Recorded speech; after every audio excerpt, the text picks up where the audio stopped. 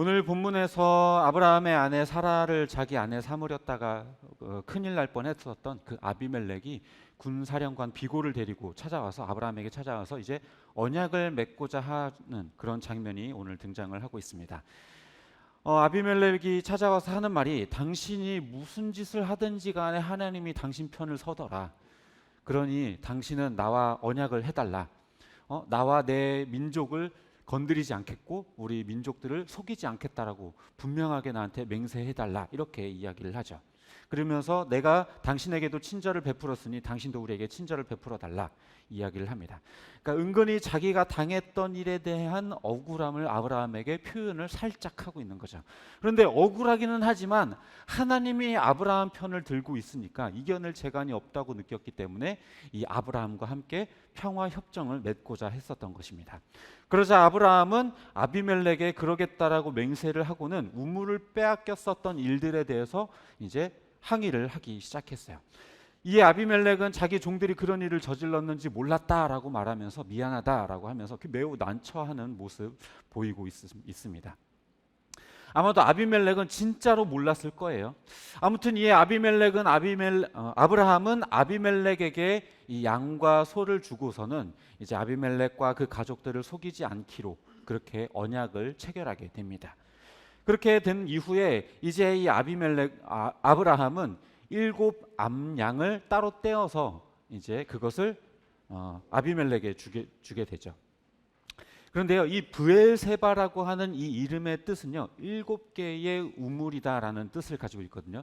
그래서 이 7개의 우물에 대한 대가로서 7 암양을 따로 또 지불하게 된 거예요. 그러니까 이 이전에 언약을 맺기 위해서 주었던 양과 소와 이런 것들과는 다르게 이 7마리의 암양은 이 우물에 대한 값을 지불하는 것으로 내는 것이기도 하는 거죠. 그렇게 그들은 언약을 맺고 헤어졌고 이제 아브라함은 그 땅에 에셀나무를 심고 하나님의 이름을 부르며 예배를 드리게 되었다라고 이야기를 하고 있습니다. 이 나무를 심는 행위를 무엇으로 해석하냐라고 생각하겠지만요, 사실 뭐 별다른 의미는 없어요. 그 중에는 이 에셀나무라고 하는 것이 평화의 나무다. 그래서 이제 이 평화 협정을 맺었기 때문에 평화의 의미로 에셀나무를 심었다. 이렇게 해석하는 분들도 있기도 한데 모르겠습니다. 그리고 그 지역이 황무지에 가까운 땅이다 보니까 그 나무를 심어서 그늘을 세우기 위해서 심었다. 이런 얘기도 있기도 하고, 그리고 또 이 평화 협정을 맺은 것을 기념하기 위한 기념수로서 심었다. 이런 이야기도 해석하기도 하고 하는데요. 그거는 아무도 몰라요. 아무도 모릅니다. 그런데 그 어떤 의미든 간에 아주 특별하고 어떤 신비한 상징을 가지고 있다 이렇게 해석하는 것은 조금 무리가 있습니다. 무엇보다 중요한 것은 결과적으로 아비멜렉과 평화 협정을 마치고 나서 이 아브라함이 하나님께 예배를 드렸다라고 하는 것이 아마 더 중요한 사실일 겁니다. 사실 한 나라의 왕이 일개 개인에게 찾아와서 평화 협정을 요청하는 것은 굉장히 이례적인 일이죠.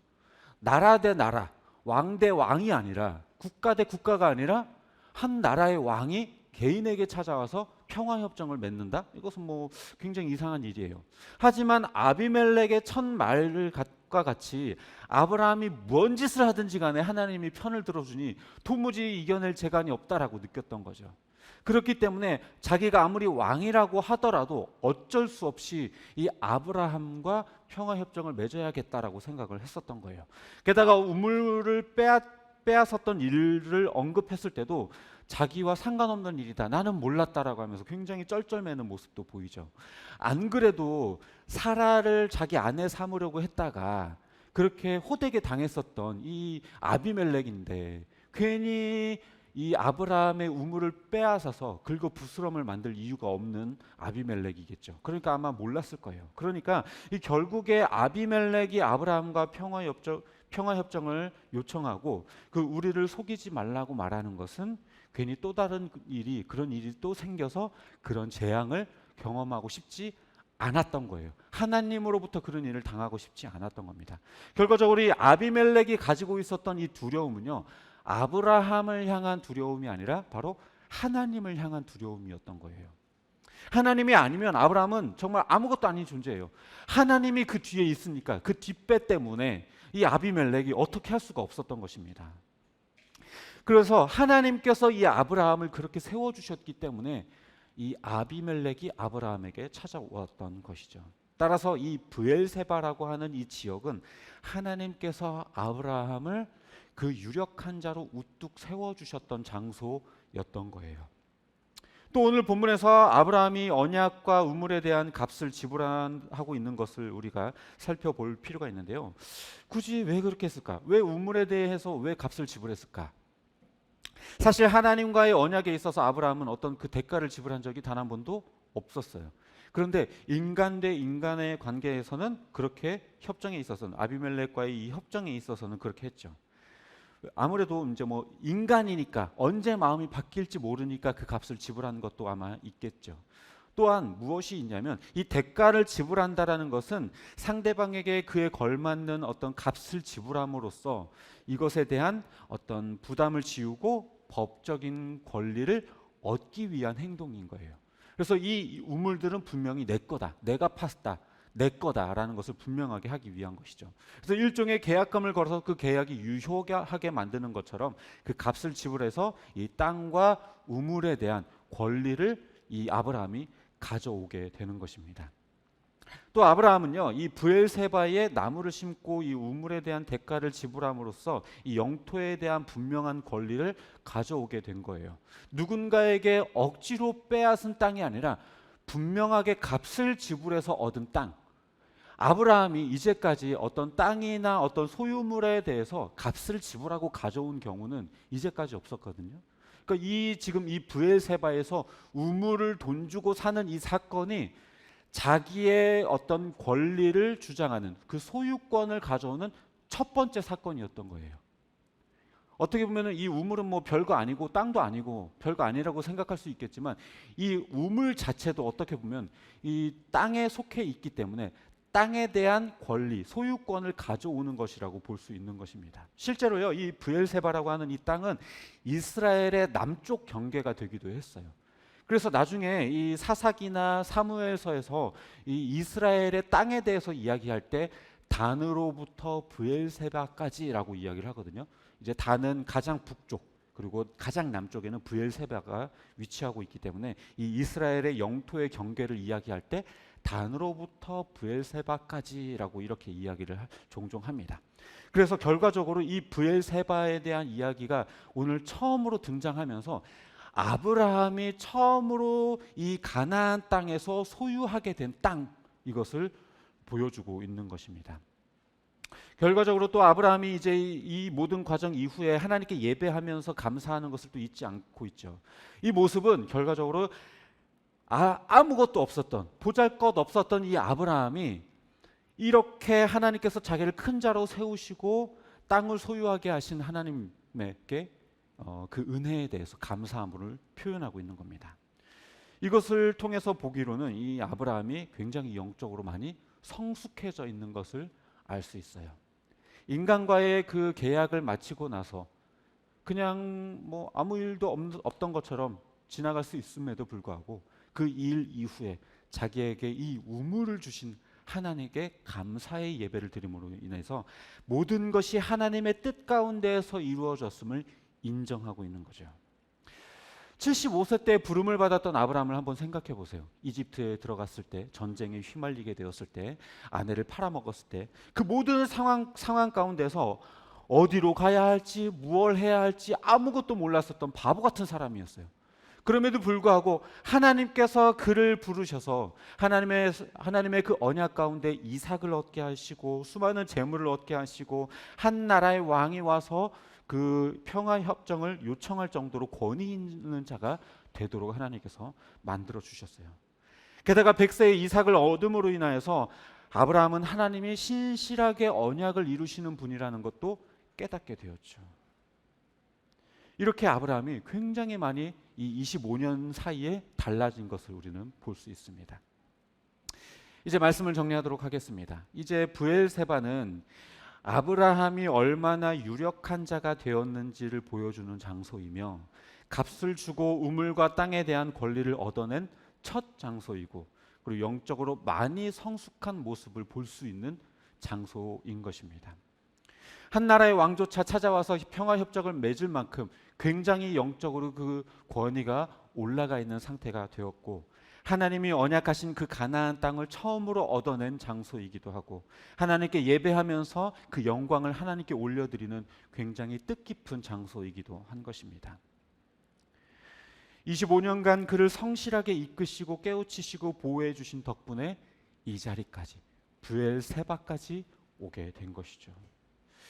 우리는 이런 아브라함을 보면서요, 하나의 희망을 품게 돼요. 보잘것없고 아무것도 아니었던 그 아브라함도 아닌 아브람이었던 그가 이제 진정 아브라함이 되어서 믿음의 조상다운 모습을 보이고, 그렇게 유력한 자가 되며 하나님의 땅을 얻는 자가 된 것, 이것을 바라보면서, 이 믿음의 성숙을 바라보면서 우리도 그렇게 성숙해 나가리라는 그런 희망을 우리는 보게 돼요. 저 여러분을 생각해 보십시오. 하나님께서 구원하기 이전에 우리들의 모습이 어떠했는지, 또 구원 받았을 그 당시의 모습이 어떠했는지, 지금의 우리의 모습이 어떠한지. 주님께서 우리를 불러주기 전에 우리는 심각한 죄인이었고 그 어떤 가능성도 없었던 자들이었어요. 하지만 하나님께서, 그 성실하신 하나님께서 우리를 부르시고 택하여 부르시고 하나님의 말씀으로 가르치시고 영적으로 성숙하게 만들어 주셔서 지금 이 자리까지 우리는 오게 되었습니다. 물론 아직은 가야 할 길이 훨씬 더 많고요, 아직 사명을 따라 더 성숙해야 할 부분이 많지만, 중요한 것은 우리가 하나님의 계획 안에 있고 하나님의 그 걸음 위에, 그 길 위에 우리가 서 있다라는 사실입니다. 우리가 우리의 인생을 불행하다라고 느끼는 가장 큰 이유는요, 우리가 하나님을 신뢰하지 못하기 때문이에요. 하나님의 그 계획 안에 우리를 붙들고 계신다라는 사실을 우리가 인정하지 못하고 깨닫지 못하고 있기 때문에 그렇습니다. 그래서 늘 불안하고 걱정하고 염려하는 거죠.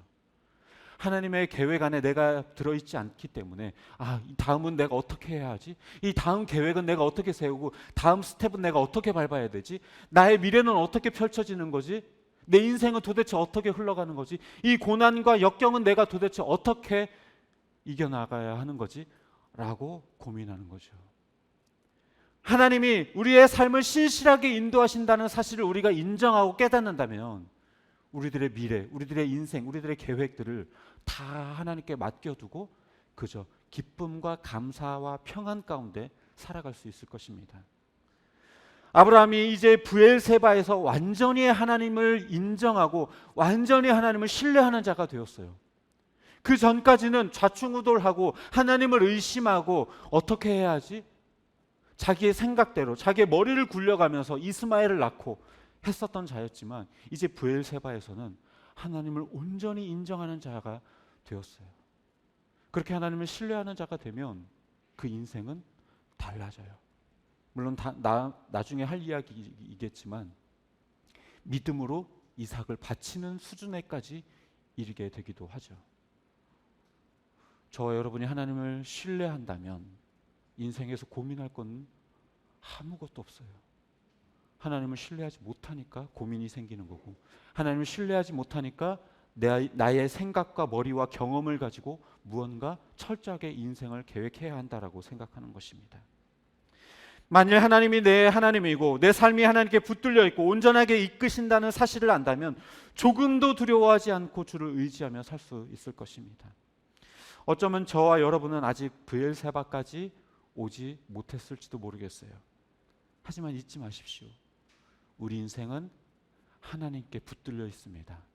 여러분이 믿든 믿지 않든, 여러분이 깨달았든 깨닫지 못했든, 알았든 알지 못했든, 하나님은요, 여러분을 택하신 이후로부터 단 한 번도 포기하신 적이 없고, 단 한 번도 인도하신 적이 없고, 단 한 번도 버려두신 적이 없어요. 늘 항상 함께 하셨고, 늘 지켜보고 계시고, 늘 그 하나님의 계획 가운데 인도하고 계신 것입니다. 그 신실하신 하나님이 절대 우리 인생을 방관하거나 유기하지 않으세요. 매 순간순간마다 정말 물가에 내놓은 어린아이처럼 그렇게 바라보시면서 한 걸음 한 걸음 뗄 때마다 하나님 우리의 인생을 지켜보고 계시고 인도하고 계십니다. 결국에 하나님은 이렇게 연약한 우리를 브엘세바의 들어가게 하실 것이고 하나님의 그 신실하심을 바라보며 온전하게 신실하게 하나님을 바라볼 수 있는 자로 우리를 세워 가실 것입니다. 바라기는 더 이상 두려워하지 말고 염려하지 말고 우리 인생을 돌보시고 인도하시는 그 하나님의 그 신실하심을 바라보는 저와 여러분이 되시기를 주님의 이름으로 축복합니다.